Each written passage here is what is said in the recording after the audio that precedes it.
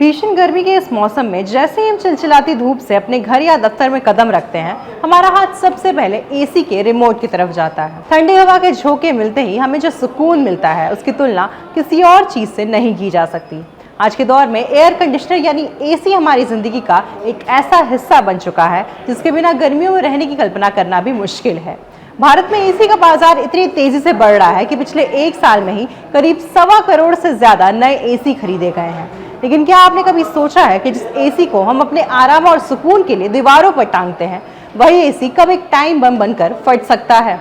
नमस्कार, आप देख रहे हैं न्यूज़ 11 भारत डिजिटल और आपके साथ मैं स्मृति तिवारी। दरअसल देश भर से आ रही एसी ब्लास्ट और शॉर्ट सर्किट की खौफनाक खबरों ने हर किसी को डरा कर रख दिया है। आंकड़ों की माने तो पिछले 2 वर्षों में एसी से जुड़े हादसों में करीब 100 से ज्यादा लोग अपनी जान गंवा चुके हैं।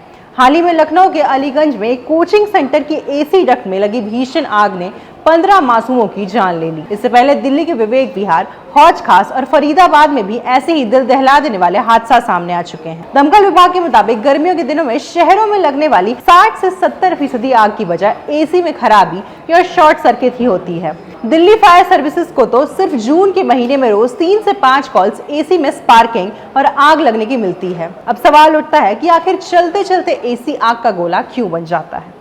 तकनीकी जानकारों के मुताबिक इसकी सबसे बड़ी वजह है कंप्रेसर पर अत्यधिक दबाव और ओवरहीटिंग होना। जब हम एसी को बिना रुके लगातार कई घंटों तक चलाते हैं तो मशीन बेहद गर्म हो जाती है। इसके अलावा अगर आउटडोर यूनिट के कंडेंसर कॉइल पर धूल जमा हो या उसे हवादार जगह ना मिले तो उसकी गर्मी बाहर नहीं निकल पाती। रेफ्रिजरेंट गैस का लीकेज, खराब क्वालिटी की वायरिंग और वोल्टेज का बार बार उतार चढ़ाव भी इस खतरे को कई गुना बढ़ा देता है। अक्सर लोग सालों साल एसी की सर्विस नहीं कराते, लेकिन लोकल मैकेनिक से सस्ती या नकली गैस भरवा लेते हैं, जिससे कंप्रेसर के फटने का रिस्क बढ़ जाता है। हादसों में ज्यादातर मौतें सीधे ब्लास्ट से नहीं बल्कि एसी और प्लास्टिक के जलने से निकले जहरीले धुएं के कारण दम घुटने से होती है।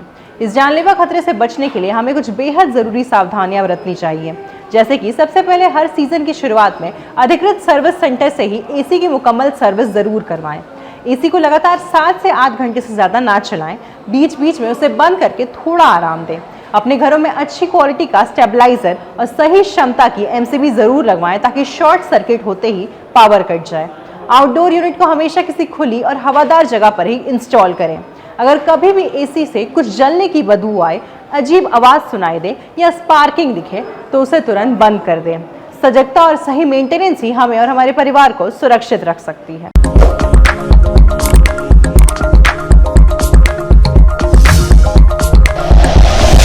Like and share videos, subscribe करें हमारा चैनल और प्रेस करें बेल आइकॉन। न्यूज़ 11 भारत, सच है तो दिखेगा।